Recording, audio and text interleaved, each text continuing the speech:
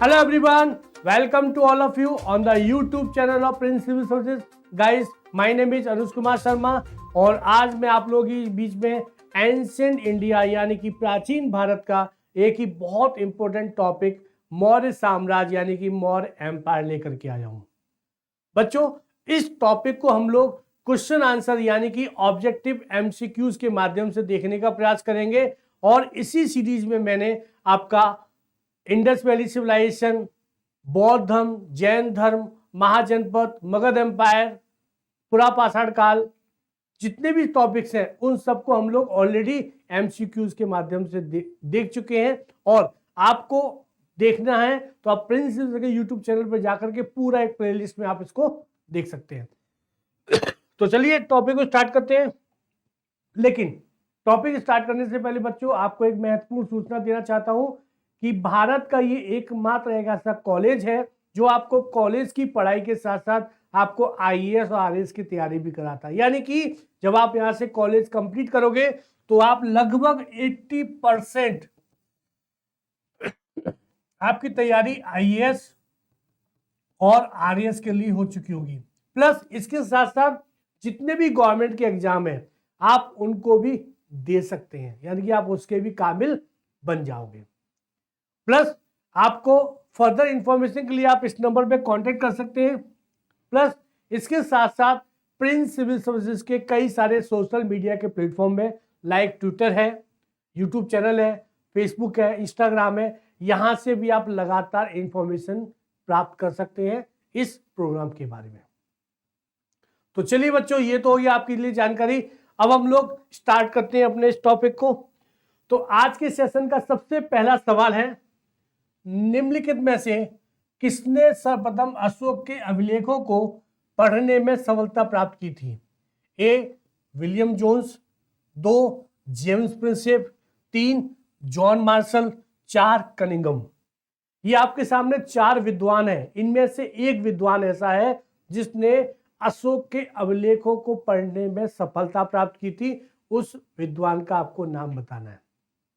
तो बच्चे वो विद्वान है जेम्स प्रिंसेप। चलिए इसका थोड़ा बैकग्राउंड देख लेते हैं, इसका थोड़ा सा एक्सप्लेनेशन देख लेते हैं क्या है। देखिए सन 1837 में एक चीज ध्यान रखिएगा, ये जो अशोक के अभिलेख हैं ऐसा नहीं इनके बारे में पहले से पता नहीं था, ऑलरेडी पता था, लेकिन इसकी जो लिपि है, इसकी जो भाषा है, इसको अभी तक पढ़ा नहीं गया था। इससे किसी बारे में कोई हमको जानकारी प्राप्त नहीं थी। क्यों? अब तक इसको किसी ने नहीं पढ़ा था। लेकिन सर्वप्रथम ब्रिटिश विद्वान जेम्स प्रिंसेप के द्वारा सन 1837 में इन अभिलेखों को पढ़ने में सफलता प्राप्त की। और लेकिन आपको जानकर के आश्चर्य होगा, जेम्स प्रिंसेप ने भी ये नहीं बताया था कि ये अभिलेख किस सम्राट अशोक के हैं। ध्यान रखिएगा, ये भी किसने नहीं बताया था? सम्राट अशोक के बारे में जेम्स प्रिंसेप ने कुछ नहीं बताया। उसने एक काम किया कि उसने अशोक के अभिलेखों को पढ़ा और पढ़ने के बाद उसने कहा कि ये जो अभिलेख है वो किसी श्रीलंका के शासक के हैं। किसके? श्रीलंका के शासक के। और उसने कहा कि ये जो श्रीलंका का शासक है वो अपने आप को प्रियदर्शी या देवानाम प्रिय कहता है। यानी कि ध्यान रखिएगा, इस कॉन्सेप्ट को दिमाग में रखिएगा, जेम्स प्रिंसेप ने कभी नहीं कहा था कि ये अशोक है, ये सम्राट मौर्य शासक अशोक है। उसने इतना कहा कि ये जो अभिलेख है इनसे हमको ये जानकारी प्राप्त हो रही है और ये जो जानकारी है वो किससे संबंधित है? एक कोई श्रीलंका का शासक है जिसने अपने आप को देवानाम पिया या पियदस्सी कहा है। लेकिन आगे चल करके सन 1915 के आसपास के बाद ये क्लियर हो गया कि ये कोई श्रीलंका का शासक नहीं है। किससे पता चला? मास्की के अभिलेख से। उससे पता चला कि ये जितने भी अभिलेख हैं ये और कोई नहीं बल्कि एक मौर्य शासक है, जिस शासक का नाम है सम्राट अशोक। ओके, तो यहां हमको 2 चीज याद रखनी है। पहली चीज कि इन अभिलेखों को पढ़ने में किसने सफलता प्राप्त की? सन 1837 में जेम्स प्रिंसेप ने। ये एकदम सही है। लेकिन अगर ये आता है कि जेम्स प्रिंसेप ने ही कहा था कि अशोक के अभिलेख है, तो गलत है, ध्यान रखिएगा। उन्होंने नहीं कहा, उन्होंने सिर्फ इतना कहा कि इन अभिलेखों में क्या क्या लिखा गया है, इन अभिलेखों से क्या क्या जानकारी प्राप्त हो रही है, वो तो उन्होंने बताया, लेकिन ये नहीं बताया कि सम्राट अशोक की है। ये आगे चल करके ये कंफर्म हुआ कि और कोई नहीं, ये भारत के सबसे पहले साम्राज्य, मौर्य साम्राज्य का एक शासक है जिसका नाम है सम्राट अशोक। उसने अपनी जनता को नियंत्रित करने के लिए उसने इन अभिलेखों को अंकित कराया था। क्लियर, ध्यान रखिएगा। इससे आपको दो तीन चीजें पता चली। एक तो जेम्स प्रिंसेप ने इसको पढ़ा, दूसरा उसने श्रीलंका के शासक के बारे में बताया, तीसरा अशोक के बारे में उसने कुछ नहीं बताया। लेकिन आगे चल करके 1915 में जब मास्की का अभिलेख निकला, उसमें मास्की में अशोक का व्यक्तिगत नाम मिलता है। क्या मिलता है? मास्की में अशोक का व्यक्तिगत नाम मिलता है। आगे और भी बताऊंगा कि मास्की के अलावा वो कौन कौन से अभिलेख हैं जिनसे अशोक का व्यक्तिगत नाम मिलता है, वो लोग आगे हम लोग डिस्कस करेंगे इसको। क्लियर, ये प्रश्न समझ में आया? इस प्रश्न का उत्तर हो जाएगा जेम्स प्रिंसेप। चलिए अगला सवाल। देखिए, अगले सवाल को बढ़ने से पहले आपको थोड़ी जानकारी देता हूं कि देखिएगा, किसी काल के बारे में जानकारी के लिए हमेशा दो प्रकार के स्रोत महत्वपूर्ण होते हैं। एक होता है पुरातात्विक, दूसरा होता है साहित्यिक, यानी कि एक होता है आर्कियोलॉजिकल, दूसरा होता है लिटरेरी। तो मौर्य काल के बारे में जानकारी के लिए दो प्रकार के स्रोत प्रमुख है, एक है पुरातात्विक, दूसरा है साहित्यिक। अब पुरातात्विक स्रोतों में किन किन को शामिल किया जाता है उसकी भी चर्चा कर लेते हैं। जैसे कि पुरातत्व में अभिलेख को शामिल किया जाता है, पुरातत्व में कला को शामिल किया जाता है, पुरातत्व में मुद्रा अर्थव्यवस्था यानी कि कॉइन्स को, प्लस पुरातत्व में भौतिक अवशेष को भी शामिल किया जाता है। अब बात करते हैं अभिलेखों में और क्या क्या आएगा, यानी अभिलेखों में किसको शामिल करते हैं। तो अभिलेखों में शिलालेख को माना जाएगा, शिलालेख को शामिल करते हैं। अभिलेखों में स्तंभ लेख को माना जाता है, अभिलेखों में गुहालेख को माना, यानी कि ये सब क्या है, ये सब एक प्रकार से मौर्य काल के बारे में जानकारी देने के स्रोत है, एविडेंस है। कौन से एविडेंस है? आर्कियोलॉजिकल या फिर आप कह सकते हैं पुरातात्विक स्रोत है। तो अभिलेख में कौन कौन से हैं? शिलालेख, स्तंभ लेख और गुहालेख। अब बात करते हैं कला। कला से भी उस काल के बारे में जानकारी प्राप्त होती है। तो कला भी दो तरीके से, एक होता राजकीय कला, एक होता लोक कला। राजकीय कला का मतलब है ऐसे स्थापत्य जिनका निर्माण राजाओं के द्वारा किया गया, राज्य के द्वारा किया, जैसे कि महल, स्तंभ, स्तूप, ये सब राजकीय कला के अंतर्गत आते हैं। दूसरा है लोक कला, जैसे कि मूर्ति कला, ये सब लोक कला में। और ध्यान रखिएगा, ये दोनों भी मौर्य काल के बारे में जानकारी प्रदान करते हैं। अब आते हैं मुद्रा, कॉइन। कॉइन से भी जानकारी प्राप्त होती है। कॉइन से क्या क्या जानकारी प्राप्त होती है? कॉइन से पता चलता है किसी काल या मौर्य काल के आर्थिक स्थिति के बारे में, इकोनॉमिकल कंडीशन कैसी है। कॉइन से पता चलता है जहां जहां पर कॉइन्स मिले वो पता चलता है कि वो वहां वहां तक इस मौर्य साम्राज्य की सीमा थी। क्लियर? प्लस कॉइन से धार्मिक स्थिति के बारे में पता चलता है। कॉइन से किन किन धातुओं का प्रयोग किया जाता है वो पता चलता है। कॉइन से यह पता चलता है कि ट्रेड होता था, व्यापार होता था। कॉइन से यह भी पता चलता है कि अब वस्तु विनिमय सिस्टम ना होकर के अब मुद्रा के आधार पर चीजें परचेज की जाती थी, सेल की जाती थी, ये पता चलता है मुद्रा से। यानी कि कॉइन एक बहुत महत्वपूर्ण सोर्सेस माना जाता है किसी भी पीरियड की जानकारी के लिए। क्लियर? भौतिक अवशेष में NBPW, north black painted ware, यानी कि उत्तरी काले धूसर मृदभार, यहां से भी पता चलता है मौर्य काल के बारे में। छल्लेदार कुओं से भी पता चलता है। ये हो गया कंप्लीट पुरातात्विक स्रोत। प्लस नेक्स्ट साहित्यिक, ये आपके आर्ट एंड कल्चर में भी काम आएगा, ध्यान रखिएगा। कला संस्कृति वाले पार्ट में आपका ये काम आएगा। नेक्स्ट साहित्यिक, लिटरेरी में ये दो प्रकार से होता है, एक होता है धार्मिक रिलीजियस, एक होता है गैर धार्मिक यानी कि नॉन रिलीजियस। तो धार्मिक में कौन कौन से हैं? बौद्ध धर्म के ग्रंथ, जैन धर्म के ग्रंथ और ब्राह्मण धर्म के ग्रंथ। गैर धार्मिक में जैसे कि अर्थशास्त्र कौटिल्य की, जैसे कि विदेशी राजदूत मैगजीन्स की इंडिका, ये सब क्या है, नॉन रिलीजियस यानी कि गैर धार्मिक स्रोत है या साहित्यिक स्रोत है जिनसे मौर्य काल के बारे में जानकारी प्राप्त होती है। तो बच्चों ये पूरा डिटेल थी सोर्सेस यानी कि स्रोत के बारे में, वो कौन कौन से सोर्सेस हैं जिससे मौर्य काल के बारे में जानकारी प्राप्त होती है। क्लियर? चलिए अब अगला प्रश्न देखते हैं हम लोग। अगला प्रश्न है, निम्नलिखित में से अशोक के किस अभिलेख में चापड़ नामक लेखक का नाम मिलता है? एक है प्रयाग, दूसरा है सुपारा, तीसरा है ब्रह्मगिरी, चौथा है धौली। ध्यान रखिएगा, अशोक के जितने बृहद शिलालेख अभिलेख प्राप्त हुए हैं किसी में भी किसी लेखक का नाम पता नहीं चलता, यानी कि उन सभी अभिलेखों को किसने अंकित कराया, किसने लिखा, इसके बारे में कोई जानकारी नहीं है। लेकिन एकमात्र एक ऐसा अभिलेख है जिसमें इन अभिलेखों के लेखक का नाम पता चलता है, जिसमें उसने अपने आप को क्या कहा है, चापड़ कहा है, और वो अभिलेख है ब्रह्मगिरी अभिलेख। ध्यान रखिएगा, ये बहुत ही इंपॉर्टेंट इंफॉर्मेशन है, इससे लगातार प्रश्न पूछे भी गए और आगे भी पूछे जाने की संभावना बनी हुई है। यानी कि वो कौन सा अभिलेख है जिसमें इन अभिलेखों के लेखक का नाम चापड़ मिलता है, वो अभिलेख है ब्रह्मगिरी अभिलेख। क्लियर?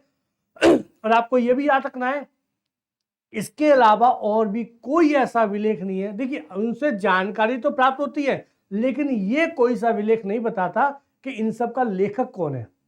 ये भी सही बात है, अशोक ने जारी किए लेकिन लेखक कौन है, किसने लिखा है? तो एकमात्र अभिलेख है, वो है ब्रह्मगिरी अभिलेख, जहां से चापड़ नामक विद्वान के बारे में पता चलता है। उसमें लिखा है कि मेरे द्वारा इस अभिलेख को लिखा गया है, मैं इसका लेखक हूं, और लेखक का नाम क्या है, चापड़। क्लियर? ध्यान रखिएगा इस बात को। चलिए अगला सवाल, निम्नलिखित में से किन लिपियों में अशोक के अभिलेख लिखे गए हैं? ब्राह्मी, खरोष्टी, आरामाइक और देवनागरी। बहुत अच्छा सवाल है ये। कैसे?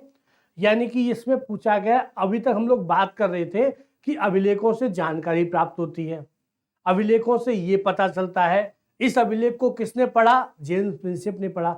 लेकिन ये अभिलेख किस लिपि यानी कि किस स्क्रिप्ट में लिखे गए हैं, ये बहुत ही अच्छा प्रश्न है।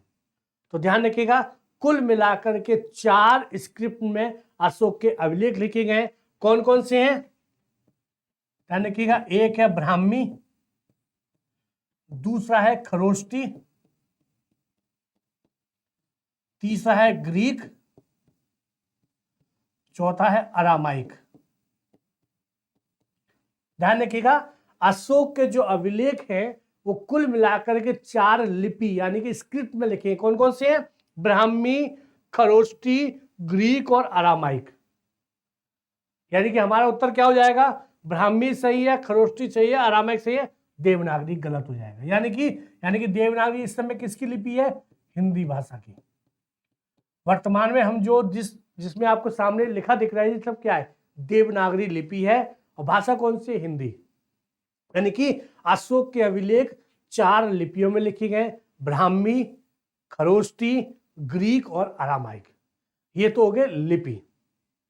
क्लियर? अब हम बात करते हैं कि ये लिपि लिखी कैसे आती है। तो ध्यान रखिएगा, इसका भी कॉन्सेप्ट है। कॉन्सेप्ट क्या है कि ब्राह्मी यानी कि बाएं से, हम जो वर्तमान में लिखते हैं इंग्लिश और हिंदी जैसे लिखे जाते हैं, कैसे? बाएं से दाएं, लेफ्ट से राइट, फिर लेफ्ट से राइट, हम लोग ऐसे लिखते हैं ना। ये कौन सी लिपि है? ये है ब्राह्मी लिपि। यानी कि ब्राह्मी लिपि में बाएं से स्टार्ट किया जाता है, और इसका कॉन्सेप्ट बना लीजिएगा, ब्राह्मी यानी कि ब यानी कि बाया यानी कि लेफ्ट, ब्राह्मी मतलब बाएं से दाएं जो लिपि लिखी जाती है उसको ब्राह्मी कहते हैं। खरोष्टी को उल्टा कर दीजिए, खरोष्टी मतलब दाएं से बाएं, दाएं से बाएं, जैसे कि उर्दू। उर्दू कैसे लिखते हैं? दाएं से बाएं, दाएं से बाएं। और देवनागरी कैसे लिखते हैं? बाएं से दाएं। ब्राह्मी कैसे लिखते हैं? बाएं से दाएं। तो ये हो गया लिपि लिखने का तरीका। क्लियर? यानी कि कुल मिलाकर के 4 लिपि है, ब्राह्मी, खरोष्टी, ग्रीक और अरामाइक। क्लियर है? ध्यान रखिएगा, इस कॉन्सेप्ट को याद रखिएगा कि अशोक के जो अभिलेख हैं उन अभिलेखों को अंकित कराने में 4 लिपियों का प्रयोग किया गया है, ब्राह्मी, खरोष्टी, ग्रीक और अरामाइक। चलिए आगे चलते हैं।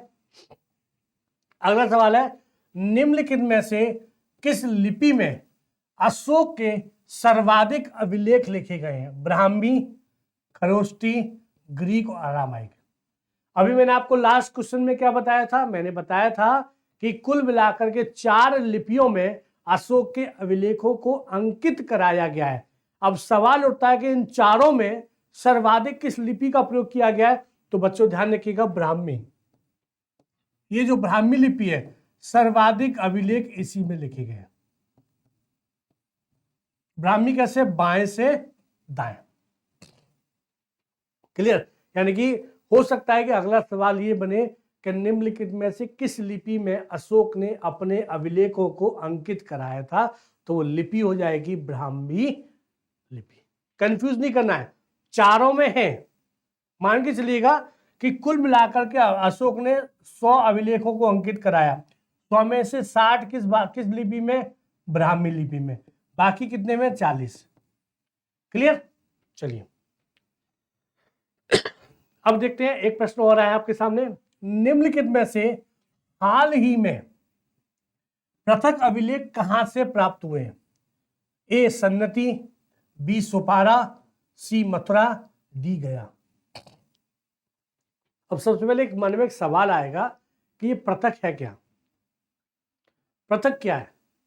पृथक का अर्थ है बच्चों, ध्यान रखिएगा, कि अशोक ने कुल मिलाकर के 14 शिलालेखों को अंकित कराया था। 14 शिलालेख का अर्थ हो गया कि उसके 14 आदेश, उसके 14 नियम, जो कितने स्थानों से मिले हैं? 8 स्थानों से मिले हैं। ओके, लेकिन भैया पृथक क्या है? पृथक का अर्थ है कि एक ऐसा स्थान जहां से इन 14 आदेशों के अलावा कोई अन्य आदेश भी अंकित है। यानी कैसे चलेगा? 1 से लेके 14 तक ए बी सी डी ऐसे करके पूरा एक आदेश है, 14 नंबर 14 तक नियम फिक्स है। लेकिन एक ऐसा स्थान जहां से हाल ही में अभी रिसेंट में मिला है, 2 स्थानों से प्राप्त हुआ है। मैंने एक ही पूछा है, 2 स्थानों से प्राप्त हुआ है जहां से पृथक अभिलेख। पृथक अभिलेख का मतलब हो गया उन नियमों के अलावा और एक नया नियम हमको सुनने को मिलता है, देखने को मिलता है, वो है पृथक अभिलेख। कहां से मिला है? सन्नति से। ध्यान रखिएगा, सन्नति और कंधार ये 2 स्थान है जहां से हाल ही में पृथक अभिलेख प्राप्त हुए हैं। और इन पृथक अभिलेख से पहले, सन्नति कंधार से पहले 2 स्थान और हैं जहां से अशोक के पृथक अभिलेख प्राप्त हुए थे। वो आएंगे धौली और जोगढ़, जो उड़ीसा में है। इसको मैं आगे और डिस्कस करूंगा अच्छी तरीके से। क्लियर? यानी कि अभी प्रश्न क्या था कि निम्नलिखित में से वो कौन सा स्थान है या जहां से अभी हाल ही में पृथक अभिलेख प्राप्त हुए? तो वह सन्नति, और सन्नति के साथ और कौन सा स्थान है? कंधार। इन दोनों जगह से पृथक अभिलेख प्राप्त हुए किसके? अशोक के। क्लियर बच्चों? चलिए अब एक पिक्चर के माध्यम से, यानी कि माइंड मैप के माध्यम से आगे और भी चीजों को डिस्कस कर लेते हैं विस्तार में। वो है कि अशोक के अभिलेखों से संबंधित तथ्य। ये मैं आपको बता चुका हूं, सन 1837 में अशोक के अभिलेखों को जेम्स प्रिंसिप ने पढ़ने में सफलता प्राप्त की थी। ठीक है, अब ये जो लिपि है, ये जो 4 लिपियां, वो किन किन क्षेत्रों में प्रयोग की जाती है? तो ध्यान रखिएगा, भारत के पूर्वी क्षेत्रों में जितने भी अभिलेख हैं वो ब्राह्मी लिपि में। पश्चिमी क्षेत्रों के जो शिलालेख है वो किसमें? खरोष्टी लिपि में। और अरामाइक और ग्रीक ये भी पश्चिमी क्षेत्र में प्रयोग किए गए। यानी कि कभी क्षेत्र भी पूछा जा सकता है कि ब्राह्मी लिपि किस क्षेत्र में प्रयोग की गई थी? तो भारत के पूर्वी क्षेत्रों में, पश्चिमी क्षेत्रों में खरोष्टी, और पश्चिम की तरफ जाएंगे तो ग्रीक और अरामाइक। इसके अतिरिक्त ध्यान रखिएगा, मैं आपको बता भी चुका हूं, इसके अतिरिक्त जितने भी अभिलेख शिलालेख हैं ज्यादातर किस भाषा में ज्यादा है? ब्राह्मी लिपि में। ध्यान रखिएगा, सर्वाधिक किसमें है? ब्राह्मी लिपि में। और इन अभिलेखों में, शिलालेखों में अशोक ने क्या कहा? अपने आप को प्रियदर्शी या देवानाम की उपाधि धारण की है। ठीक है यार, ध्यान रखिएगा, ये भी अशोक का एक प्रकार का राजत्व का सिद्धांत है। राजत्व का सिद्धांत का अर्थ क्या होता है? इसमें ये बताया जाता है कि हमारी पोजीशन क्या है। राजा अपने आप को, प्रजा को, अपने प्रजा से अपने आप को अलग करने के लिए कैसे क्या कहते थे? देवानाम प्रिय, यानी कि मैं वो शासक हूं जिसको देवताओं का प्रिय माना जाता है, मैं देवताओं का प्रिय हूं, इसलिए आप मेरे को अपने आप का शासक स्वीकार करो। क्यों? क्योंकि मैं देवताओं का प्रिय हूं। आगे चल करके इसी राजस्व सिद्धांत को आगे देखें मौर्योत्तर काल में, तो जो विदेशी जनजाति आई थी उन्होंने अपने आप को क्या कहा? उन्होंने कहा देवपुत्र। जैसे कुषाण क्या कहते थे अपने आप को? देवपुत्र। यानी कि हम कौन है? हम देवताओं के प्रिय नहीं है, बल्कि हम देवताओं के पुत्र ही हैं, और हमको ये अधिकार है, राइट है आपके ऊपर शासन करने का। आगे जब हम मुस्लिम शासन में पहुंचेंगे, वहां पे क्या, सॉरी, गुप्त शासक पहुंचेंगे। गुप्त क्या कहते हैं अपने आप को? गुप्तों ने क्या किया? देवताओं से अपनी तुलना कर ली। समझिएगा, एक कॉन्सेप्ट है, इस कॉन्सेप्ट को अगर आपको अभी समझ गए तो आगे तक काम आएगा। यानी कि मौर्य शासक अशोक ने अपने आप को क्या कहा? देवानाम प्रिय, मैं देवताओं का प्रिय हूं, इसलिए आप मेरा शासन को स्वीकार करो, मुझे अपना राजा सम्राट मानो। मौर्योत्तर काल में जो विदेशी जनजातियां हैं, खासकर शक, यूनानी, पहलव, कुषाण, उसमें जो कुषाण शासक है उन्होंने क्या कहा? अपने आप को कहा देवपुत्र। क्या कहा? देवपुत्र। बोले हम देवताओं के प्रिय नहीं, हम देवताओं के पुत्र ही हैं, और पुत्र होने के नाते हमें अधिकार है शासक बनने का, सम्राट बनने का, आपके ऊपर शासन करने का। इससे एक कदम आगे और बढ़ते हैं गुप्त काल में।